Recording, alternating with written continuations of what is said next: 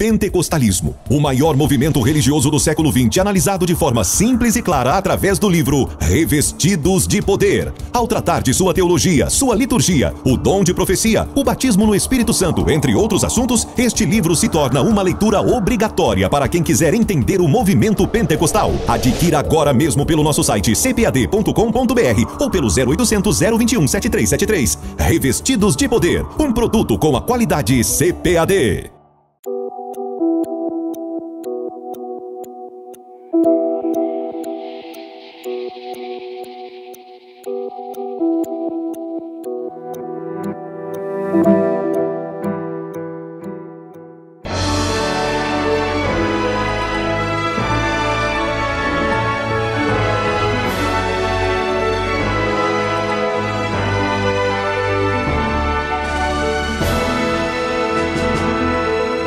Subsídios.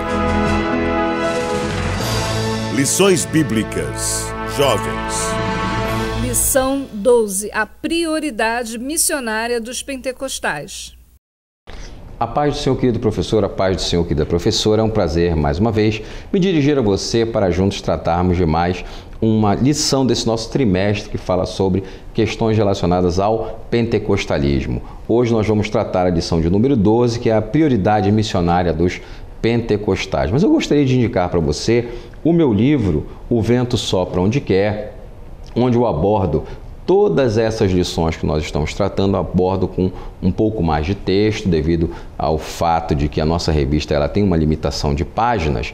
A gente concentra muitas informações aqui, mas a gente amplia também no livro do trimestre, meu segundo livro do trimestre, justamente para abençoar você. Eu queria também direcionar você a fazer leitura da declaração de fé das Assembleias de Deus, que já tem um pouco mais de um ano e vai orientar muito você também sobre como fazer entender a fé da nossa Assembleia de Deus, e também indicar o livro Revestidos de Poder do Gutierrez Fernandes Siqueira, também uma obra que fala sobre o pentecostalismo e com certeza vai abençoar muito a sua vida.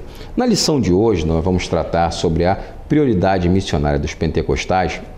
Devemos deixar claro que nós, na Assembleia de Deus, somos fruto de missões. Daniel Berg e Gunnar Wingren, dois irmãos da Igreja Batista Sueca, nos Estados Unidos, foram cheios do Espírito Santo, falaram em línguas e foram chamados por Deus para pregar o Evangelho no Brasil, e eles começaram na cidade de Belém do Pará.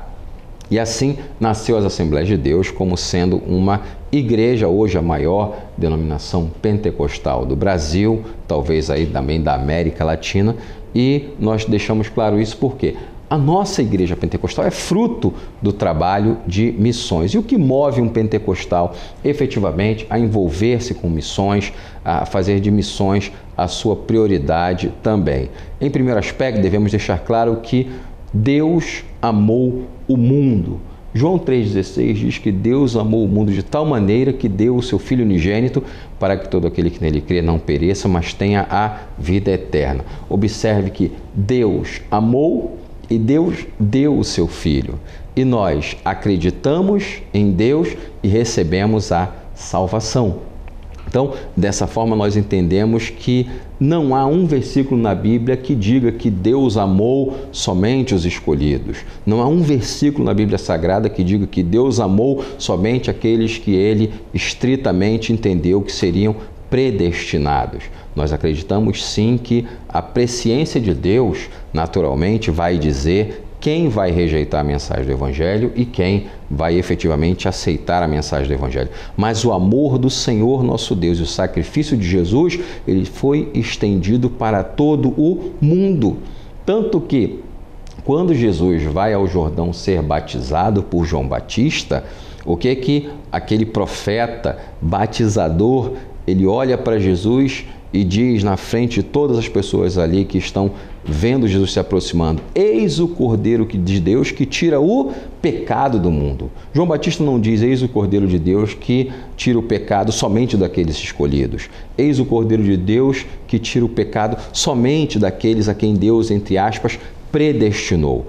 A Bíblia deixa claro que João Batista, um profeta de Deus, ele disse: eis o Cordeiro de Deus que tira o pecado do mundo. Então nós podemos observar que a Bíblia deixa claro que Deus amou o mundo como um todo e não apenas um grupo de pessoas, como algumas vertentes teológicas costumam aí trazer, ok?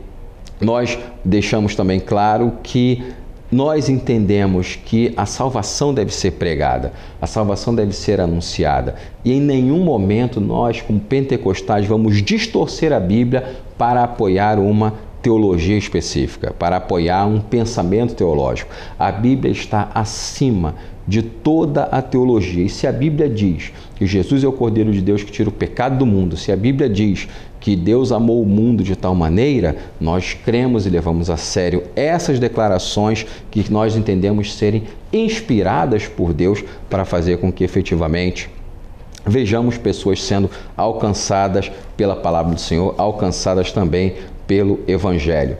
Quando nós tratamos aí também essa questão de missões como uma prioridade, nós vamos perceber que no livro de Atos, que Atos é também um livro histórico, Atos é um livro teológico, mas Atos também é um livro missionário, porque fala sobre a expansão da igreja e como Deus fez com que os irmãos e irmãs que foram dispersos de Jerusalém pudessem alcançar Samaria e como Deus vai usar o apóstolo Paulo e seus companheiros, né, para chegarem ali ao então mundo grego e falar da pessoa do Senhor nosso Deus, do sacrifício de Jesus, da importância de se crer em Jesus, aquele que foi efetivamente enviado por Deus.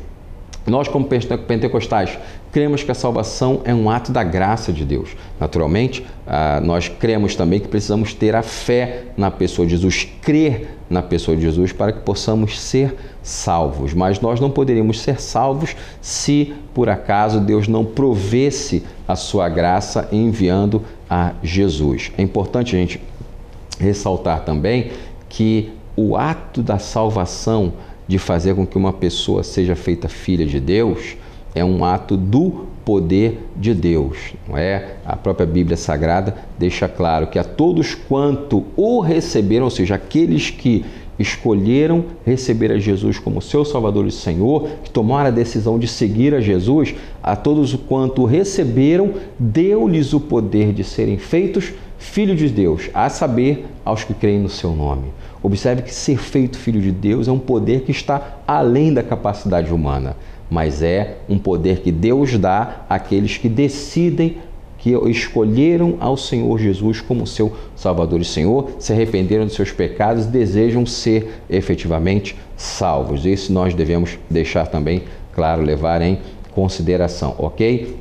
A salvação oferecida a todos indistintamente, nenhuma pessoa está sendo excluída de ouvir a mensagem do Evangelho. Nós, claro, sabemos que nem todas as pessoas vão receber a Jesus como seu Salvador, muitas dessas pessoas vão rejeitar ao Senhor Jesus, mas elas também vão pagar o preço ali da sua rejeição, ok? Um outro fator que deve ser levado em consideração também em missões é que todo missionário deve falar sobre o Espírito Santo. Quando lemos o livro de Atos, nós vamos ver lá o apóstolo Paulo se encontrando com um grupo de irmãos em Éfeso, que eles já tinham sido batizados no batismo de João, e quando Paulo se dirige para eles e pergunta: vocês já ouviram falar do Espírito Santo? E eles disseram: olha, nós nem sabíamos que existe o Espírito Santo. E aí a Bíblia diz que Paulo impôs as mãos sobre eles e eles receberam o batismo com o Espírito Santo e falaram em línguas e profetizavam.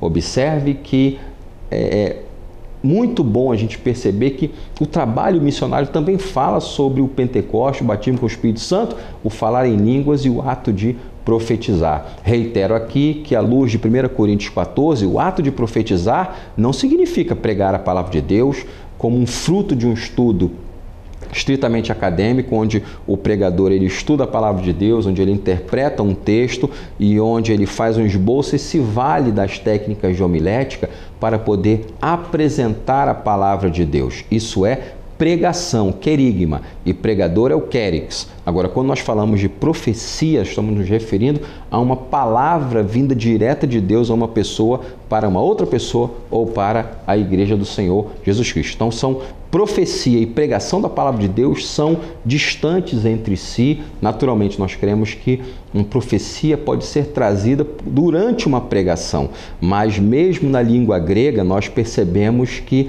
as palavras que denotam profecia e denotam a própria pregação são palavras de sentido totalmente diferente, ok? Então, para a gente completar, devemos levar em consideração que o trabalho missionário também ele deve ser um trabalho que alcance todos os grupos.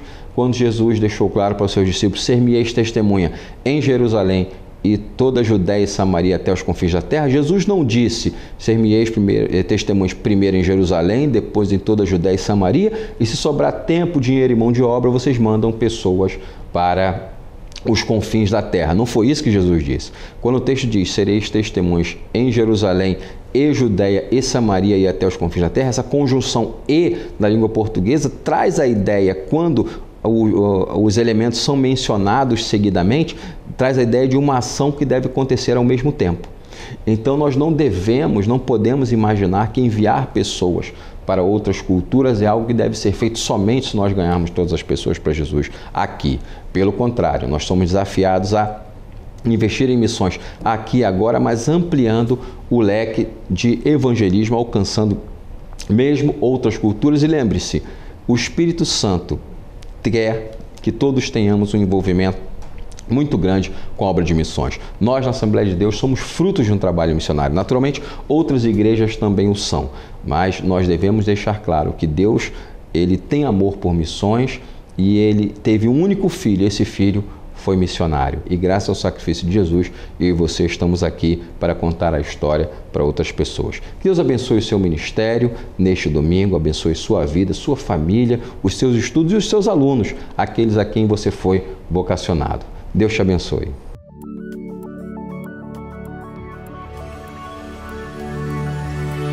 CPAD, a editora da Escola Dominical.